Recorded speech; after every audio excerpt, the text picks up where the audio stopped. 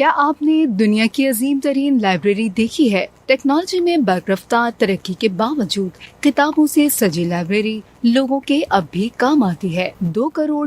سے زائد کتابوں کی حامل امریکی دارالحکومت واشنگٹن میں قائم لائبریری آف کانگریس دنیا کی عظیم ترین لائبریری ہے۔ اس کو 1800 عیسوی میں کانگریس پارٹی کے لیے تعمیر کیا گیا تھا، لیکن 1812 میں برطانیہ اور امریکہ میں درمیان ہوئی جنگ میں یہ لائبریری تباہ ہو گئی تھی، جس کو دوبارہ تعمیر کرنے کے لیے امریکی صدر تھامس جیفرسن نے اپنی ذاتی لائبریری کی 6487 کتابیں $23,950 کے عوض لائبریری انتظامیہ کو بیچ دی۔ آج اس لائبریری میں کتابوں کو رکھنے کے لیے جو تختے یعنی شیلف نصب کیے گئے ہیں، صرف ان کی لمبائی 530 میل ہے، اور لائبریری میں عوام کے لیے جتنی بھی فراہم کردہ معلوماتی ذرائع ہیں، ان کی تعداد 2.30 ارب سے زائد ہے، جن میں 20,07,000 سے زائد آڈیو ریکارڈنگز، 1.02 کروڑ